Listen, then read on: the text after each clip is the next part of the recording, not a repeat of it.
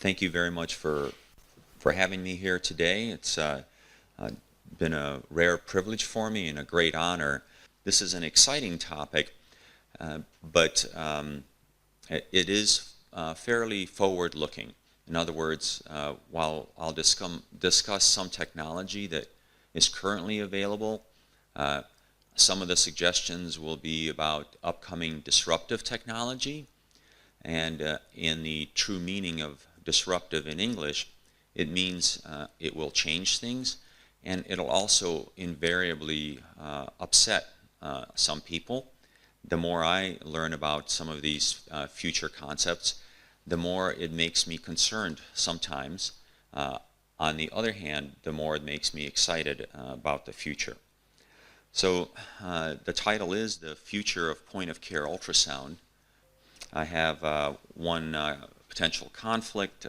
Company I do consulting with, their product will not be mentioned in this presentation directly. So the objectives for the presentation are to talk about the likely future of point-of-care ultrasound. I obviously cannot predict what the true future is, although for the last 20 years, for some reason I have often been given the lecture or the chapter in a textbook to write about the future of point-of-care or emergency ultrasound. And I've made some good guesses, but one can never be sure what the future will bring. We'll talk about some of the challenges posed by the likely progress, and with a lot of rewards, there actually will be a lot of challenges. Surprisingly, some of the biggest personal challenges will be for ultrasound leaders and teachers. And we'll talk about some of the options to incorporate multiple technologies.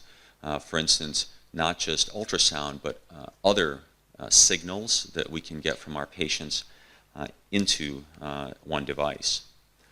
An important question to ask is, what are we moving towards with all of this technology? Where is modern technology in medicine going?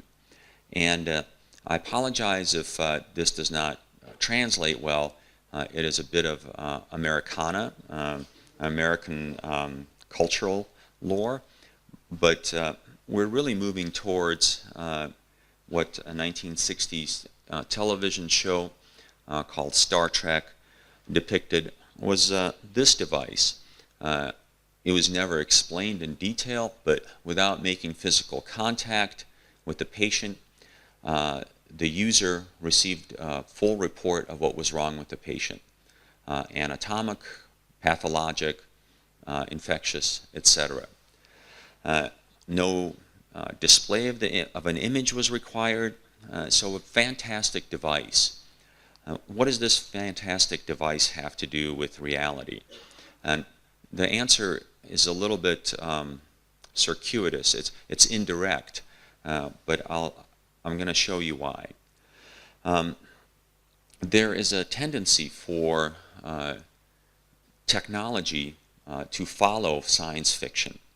So in this case, that same television show shows the use of a flip phone. This was in 1964. And what happens is children that grow up watching science fiction then go to engineering school or become scientists.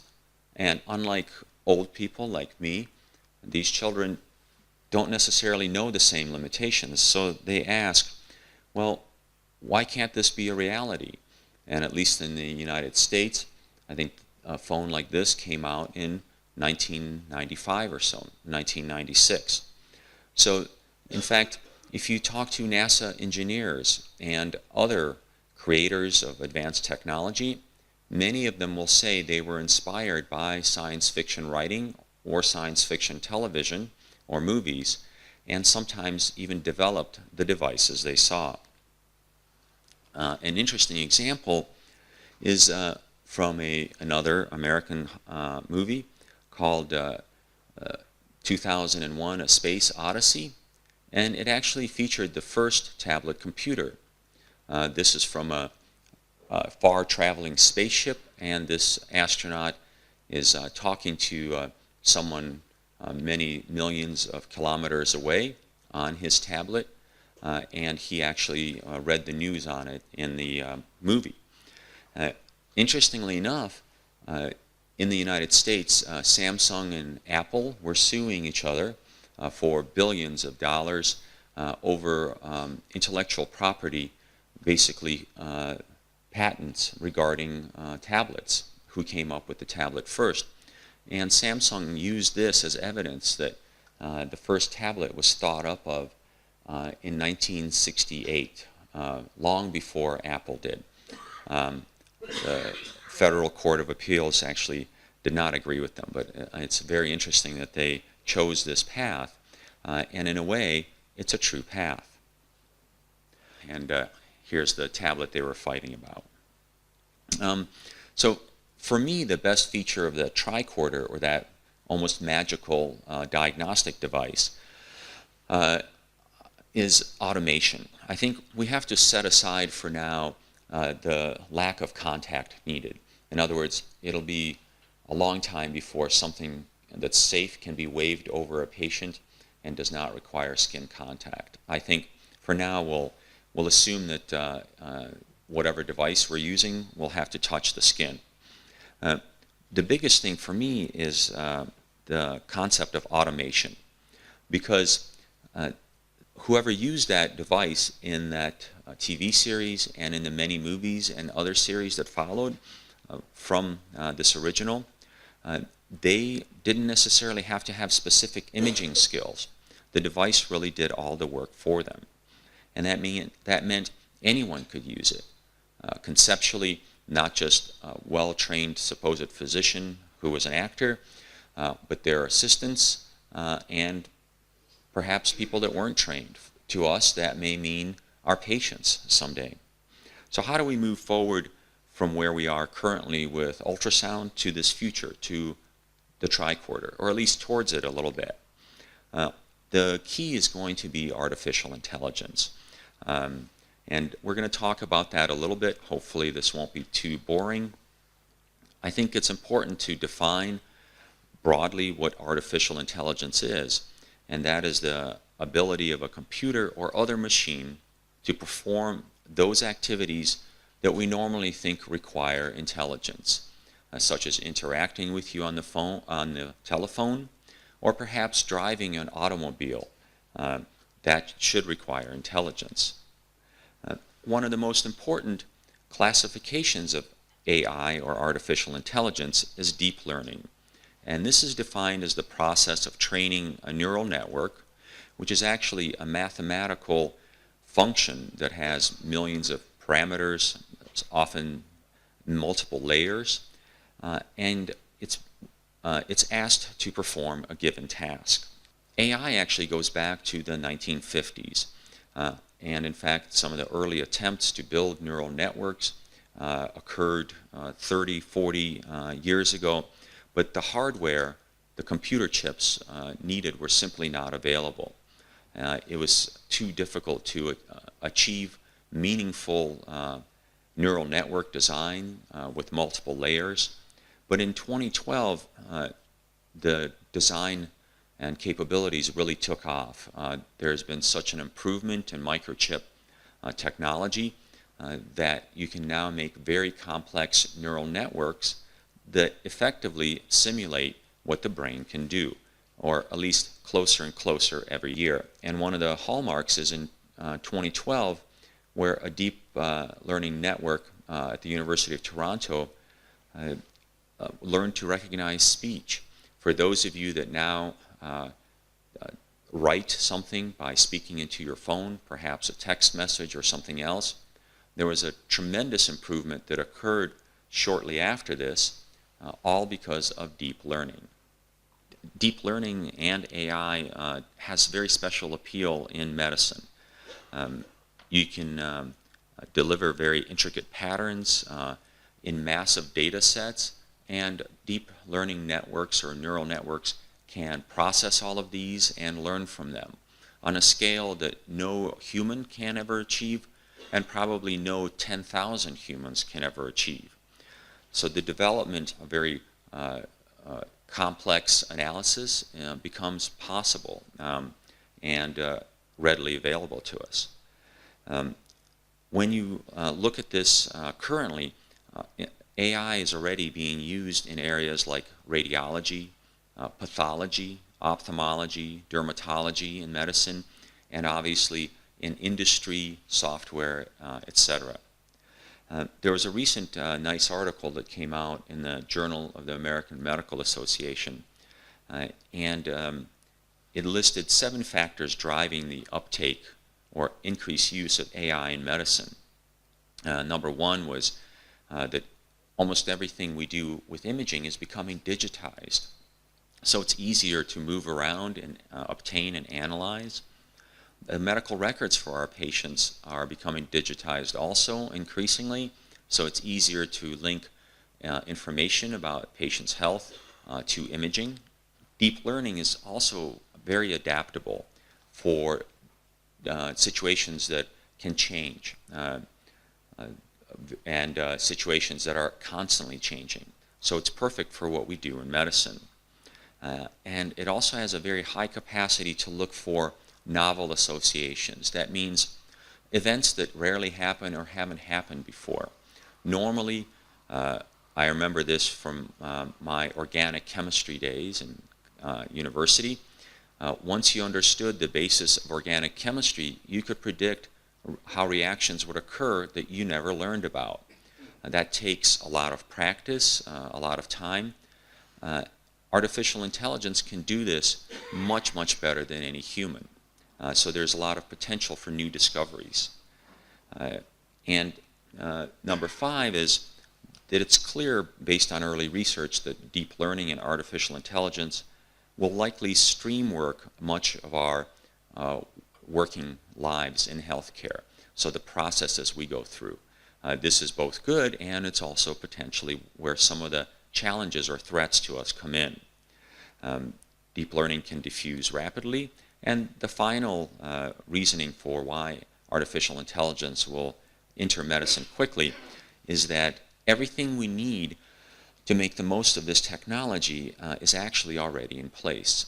We really have all of the language, the computer languages for this. We have a lot of the hardware capability. Now what's really needed and missing is data. A lecture on how deep learning really works probably is going to take 2 or 3 days. I'm going to try to sum it up. But basically, neural networks, deep learning networks, mimic what the brain does in the cortex. And different portions of it are responsible for recognizing different aspects, let's say, of an image you see. And the more complex the network, the more information it can process, and the more things it can identify. I think I'll need to leave the explanation that simple for now so that we don't take much of this afternoon to go into it. But basically, by learning features and optimizing some of the features of images, deep learning can model what it's looking for. So let's say you want to teach a deep learning algorithm how to recognize a dog in a picture. All you have to do is show it many, many examples of dogs. And the deep learning algorithm will start to learn what a dog is and differentiate it from a cat. It sounds very simple for us, but it turns out before deep learning, probably every computer scientist in the world working together to write a program could never have written a program to do that. It would probably be on the order of billions of lines of code, and it was essentially understood to be an impossibility. You can train a neural network to do that. In fact, this has been done probably in about 2 months with enough images, and then it can make a decision in most cases in about 1/10 of a second or 1/3 of a second. Another video talking about how the different layers of a neural network might be responsible for detecting different features. This one is a simple one. It's meant to understand numbers, and the initial layer may see look at edges of an image, the next layer may subclassify portions of that image more, and then the layer after that specializes even more. So this is how a neural network processes imaging. And I just wanted to lay the groundwork for it so that you can believe some of the things I say later. And these layers will all work together, although in sequence, to understand what images they're looking at. How does this help us with imaging? Well, there's already been a lot of work done training convoluted neural networks, and usually you do so by feeding them massive amounts of data. In general, there are two ways to train them. The most commonly used is supervised. That means you help the neural network. So in this case, a radiologist may circle or highlight the areas of a CAT scan of the brain where bleeding is shown, and then thousands of images like that are fed into the algorithm. Unsupervised means you simply give it many, many CAT scans of the head, but with a diagnosis, let's say. This is a head bleed, and you figure out what the features are. It turns out CNNs are great at doing that. The problem is then you don't know what features they picked. And that's where the concern about artificial intelligence comes in. And I have a very funny personal experience with that. I was listening to a presentation made by an AI company several years ago. And they were looking for investors. One of their successful projects was with the German high-speed rail. They won the contract because they were the most accurate at predicting when wheels needed to be changed on the train. Obviously, if you're going 300 kilometers an hour, 200 kilometers an hour, and the wheel breaks, it could be devastating. Rail company asked this AI company to reveal how they're able to predict this, and they had trouble doing that. So they had to build a special program to ask this convoluted neural network what it was looking for. So it turned out that it found that the best way to predict was the number of toilet flushes on a train. Then everyone thought about it, and it makes sense. It correlates with the number of passengers, weight the train experiences, frequency of use, etc. So it made sense, but a human probably could not have come up with that. It took a machine. And that's a simple example of how difficult it can be to figure out what features a neural network chooses to identify. And that's both exciting and scary.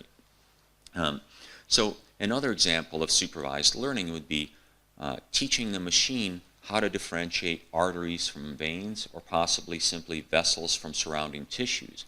Let's say you wanted to make an ultrasound device that can help anybody that has ever put in a IV or a peripheral venous catheter to put one in under ultrasound.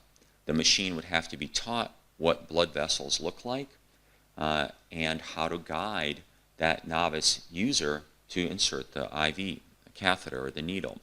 So somebody would have to label these structures as blood vessels, and multiple images would be fed into the computer. And usually this is termed segmentation, and a lot of times colors are used to fill in a certain structure or outline it, and the computer is told where you see blue, that is a vein. Where you see red, that is an artery. Where you see some other color, that is something else. The algorithms can be fed massive amounts of data. Again, I mentioned unsupervised learning already a little bit. We'll let it go at that. The data sets required are very large, and the system accuracy depends on the amount of data you put in. If you train one of these algorithms on thousands of images, you have much better accuracy than on hundreds. And about 2 weeks ago, I met with a company in the United States at the American College of Emergency Physicians annual meeting. They just had a FDA approval, I believe, for their algorithm analyzing CAT scans of the head. They are extremely efficient at identifying bleeding, tumors, a number of pathologies, and they built that out of approximately 300,000 images or scans.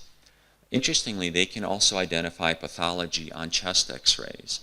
That they built out of about 1.2 million images, and they are able to precisely identify 19 different pathologic findings: pneumothorax, pneumonia, congestive heart failure, etc.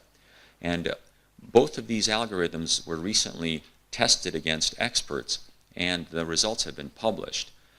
Not too shockingly, the algorithms performed better than humans. Some other examples. This was a study published also in the Journal of the American Medical Association about 2 years ago now, and they trained a deep learning algorithm on 125 pictures of the retina. What happens in the United States is that a lot of care to diabetic patients is provided by primary care physicians, but they have a lot of ophthalmological problems, and there are not enough ophthalmologists to see them all. So the question was asked, could an algorithm be made so that any doctor or any patient could take a picture of their eye, of the retina, and it be analyzed? And it turned out, even from such a small number of images, and that can be scary to know 125,000 images is a small number, the neural network performed very well, very high sensitivity and specificity when compared to ophthalmology, looking at those as well, actually examining the patients too. And the researchers can't tell you what key features the machine algorithm recognizes as diabetic retinopathy, but it does it very well. In fact, it's very easy to say that if 1 million pictures had been input into the algorithm, the machine would actually become more accurate than the ophthalmologists. And that's where the paradox and challenge comes in. The accuracy of these algorithms, given enough data, cannot be achieved by humans, even at the highest level of expertise. There are other, in the United States, federally approved algorithms looking at MRI of the heart, multiple CAT scan ones, and even looking at the carotid arteries with ultrasound. Ultrasound is my specialty. There are algorithms that can find plaques and correlate them to coronary artery disease. And why not train an algorithm to detect a nerve and identify it, perhaps so that somebody has an easier time to do regional nerve blocks or regional anesthesia. And in fact, this has been done. I won't go through the details here, but an algorithm has been taught to look at an image, let's say a cross-section of the arm on ultrasound, and they tested how well it could pick out a nerve. They tested several different models using different programming skills, different key features, and picked the best one. And something like this may be coming to your hospital soon. It's not approved yet, but it could be arriving at any time. In point of care, there's also been quite a bit of focus on automation, and in fact, some early work in 2014 focused on automatically assessing the inferior vena cava to help novices understand if a patient is volume overloaded or volume depleted, and that proved quite promising. Some of my colleagues at Harvard and Mass General published this in 2013, where they analyzed lung ultrasound. And actually, even though it was a very basic algorithm, they had very good agreement with expert evaluation. So this is some time ago. Obviously now, things could probably be better. And I won't go through the boring details, but basically, the computer algorithm was able to identify many of the key features that we look for when doing ultrasound of the lungs. What about other uses in medicine? We know that in a Stanford test or study, when cardiologists were allowed to examine patients with a stethoscope only, and medical students who received, I think, 4 hours of training for echocardiography, when they examined the heart, look specifically for murmurs. So the cardiologist would listen to a murmur, decide if there's aortic valve disease or mitral valve disease or something else. The medical student would look, he or she would do an echo, but they only had 4 hours of training. It's possible it was 2, but I think it was 4. And the researchers wanted to compare, because surely cardiologists with the stethoscope would be more accurate than medical students with an ultrasound machine they had only 4 hours experience of using. And it turns out it was completely the opposite way. The medical students correctly identified about 74%, I think, of cases of pathology. The cardiologists with the stethoscope, only about 45%. So there's a huge difference, and it makes sense because you can be sure those cardiologists with the ultrasound would be 100% accurate. So it shows us several things: how important imaging is in ultrasound for assessment of the heart, and how even with basic training, medical students can have very good results. So why not make it more complicated and include assessment of hemodynamic parameters? Well, to train that to a new user takes many hours and hours, probably days, and then they need practice. But what if you could accomplish this very easily, because the machine did it all for you? And that theoretically is quite possible. So even when a user doesn't understand how to use color Doppler and can only get an image of the heart, it's conceivable the machine could do everything else for that user as long as the views were proper. And this is potentially very exciting for novice users and for future people in medicine. It's potentially very upsetting for me because I've spent 25 years trying to figure out what all of this means and use it clinically. And what's interesting is some of this is already coming to clinical use. This is a machine that launched for all of Europe, actually in Porto about a year and a half ago, in April of 2017. And it has 3 automatic functions. It can detect B lines, a marker of certain lung processes on ultrasound, look at that inferior vena cava, and very interestingly, look at blood flow through the exit of the left ventricle, so the blood flow through the left ventricular outflow tract, which means it can automatically calculate cardiac output, stroke volume, and things like this.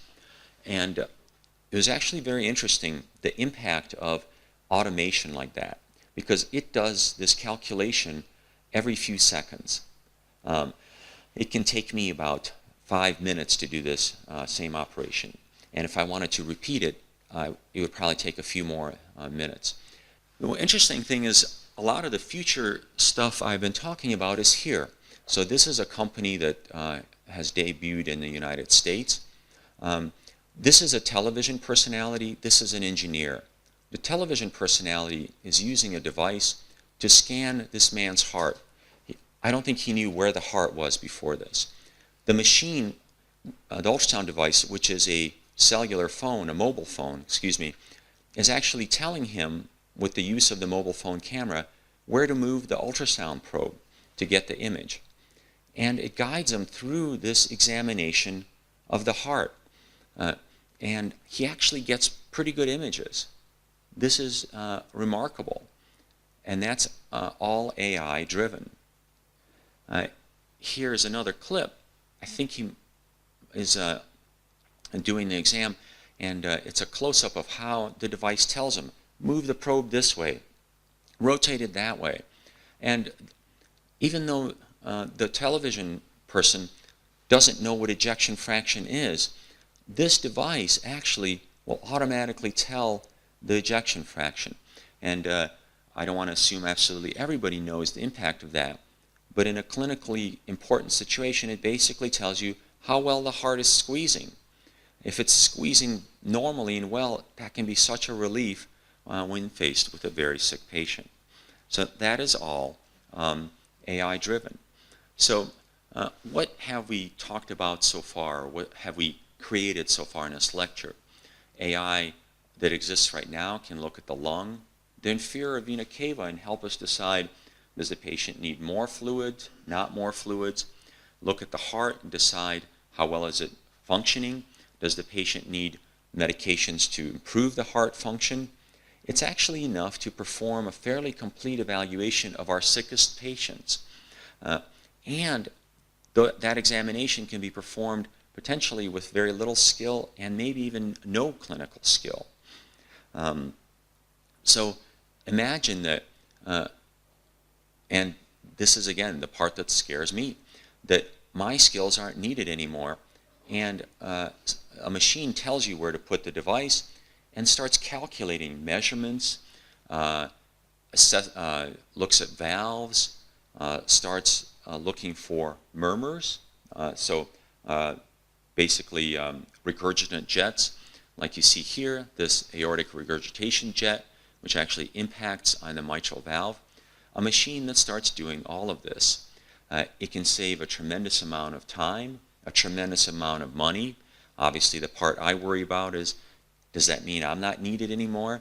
So I'll be put to the retirement home? It's possible. And there are even more potential benefits in the future. All the ultrasound images I showed were two-dimensional. That's standard ultrasound. In point-of-care ultrasound, three-dimensional imaging is a little less common because the probes are expensive. But the capability a three-dimensional probe gives is tremendous. In fact, technically, this is by a four-dimensional probe, not fourth dimension like traveling to other worlds, but it's a three-dimensional image obtained in real time. So time is the fourth dimension. So imagine all you have to do is roughly know where the heart is or have the machine tell you where the heart is. Then you put a probe that obtains information in that pyramid every or 30 times a second, 20 times a second.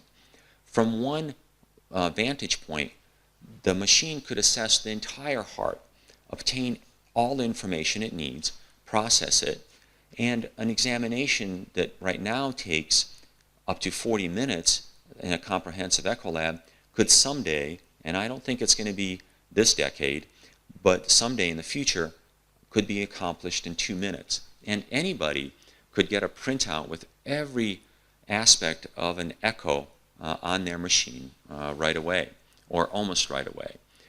So it's really interesting, the possibilities this raises.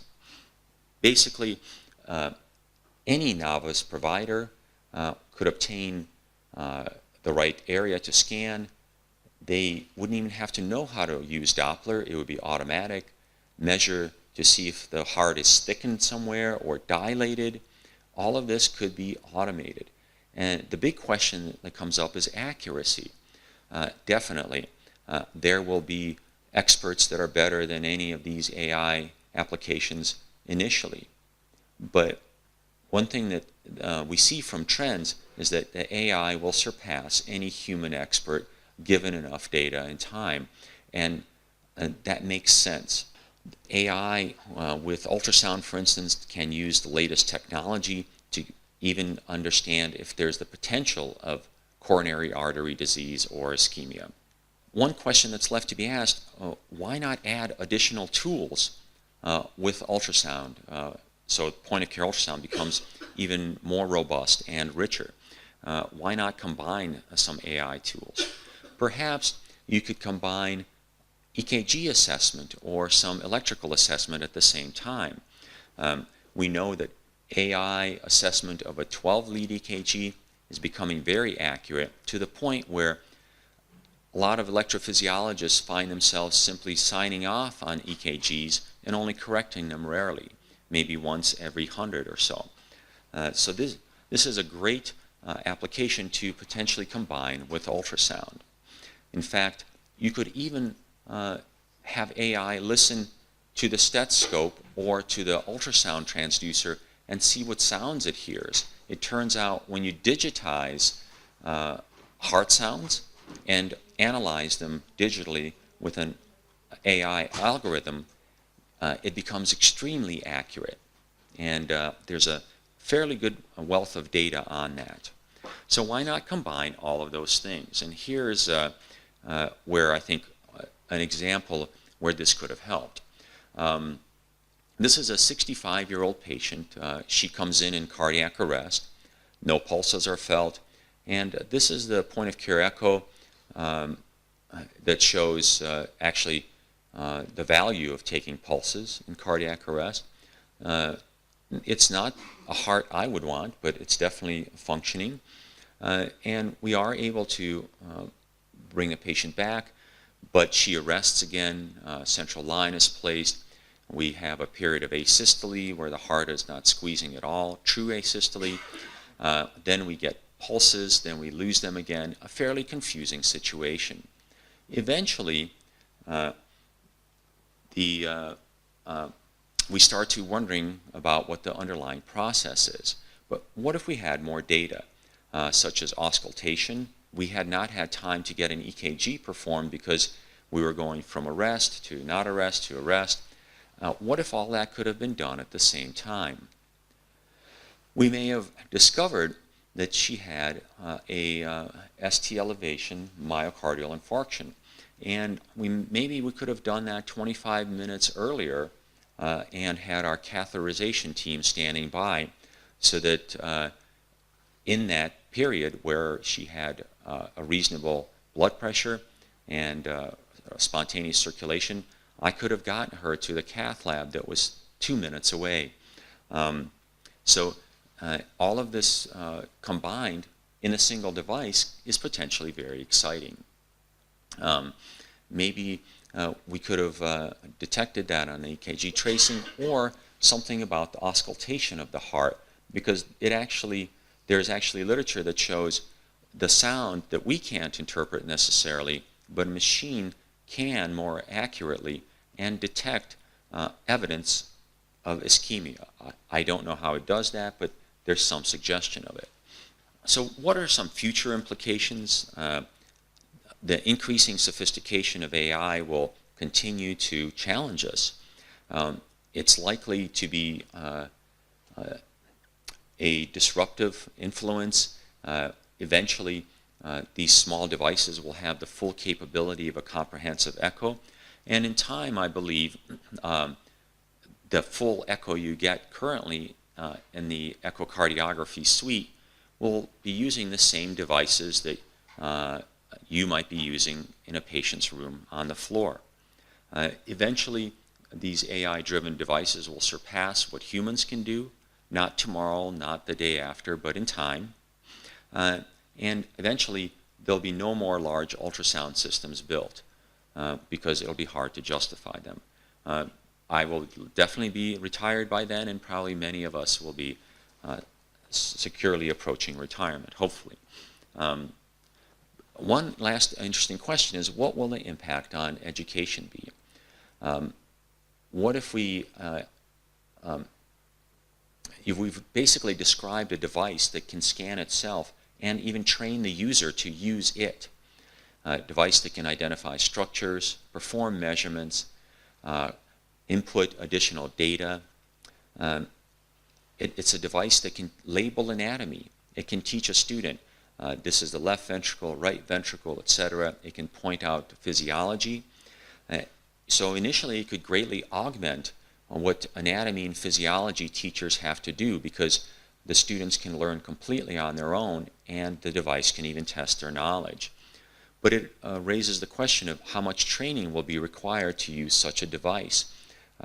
I have probably thousands of hours of sitting in lecture and learning from experts, countless hours reading thousands and thousands of ultrasound studies of all types that I've done, but maybe all I need to do is learn this is my left side, this is my right side, this is the chest, this is the abdomen, and then device will guide me through the rest. It's kind of scary for me. And in fact, potentially even consumers or patients can use such devices. Simulations will also be impacted when you have AI involved with simulation. It can be smarter, it can teach better. Simulation devices can test students. So it'll make our jobs easier as educators, and I think that's potentially very exciting. Will we still be needed someday? Maybe in a different way. Now, one final comment. In the United States especially, there's been a lot of popular fear about what's called the singularity. And the concept is an artificial intelligence that is so smart, it's smarter than humans, and then it basically decides that humans aren't useful and gets rid of us or replaces us. But it's important to learn that while there's already an artificial intelligence algorithm that, and I'll pick on the United States for this, that can read CAT scans of the chest and head better than the best radiologist in Harvard. But there's no way possible that that algorithm can turn a doorknob. In fact, there's no way for that algorithm to tell the difference between a dog and a spaceship. So these are very narrow intelligences. In other words, they can only perform what they're trained to do. So the concept of a very smart computer that can do anything, that can replace all of us, is actually very remote in the future. There's no immediate danger of it. And the latest thought by Google and some others is probably 300 to 500 years, so we're safe. There are some challenges to implementing AI in healthcare. They include privacy issues, regulatory issues, governance.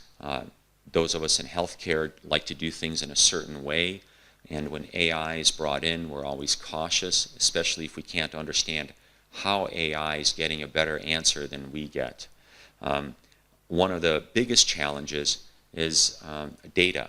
So if you want to benefit from having a device that's super smart, super fast, super easy, allows you to diagnose your patients and save them, companies that design those devices need to get data.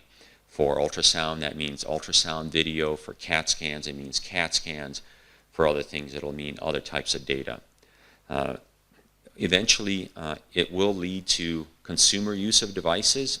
Imagine that tricorder, the little device that the actors were waving over each other. If that was available at any department store or a pharmacy, a drugstore, and you could buy it, and because you were having pain in your abdomen, scan yourself or your chest, and it would do a diagnosis for you. The impact then on healthcare efficiency is quite radical. So I think obviously that has been long enough. Hopefully these concepts make you excited about the future and not too scared.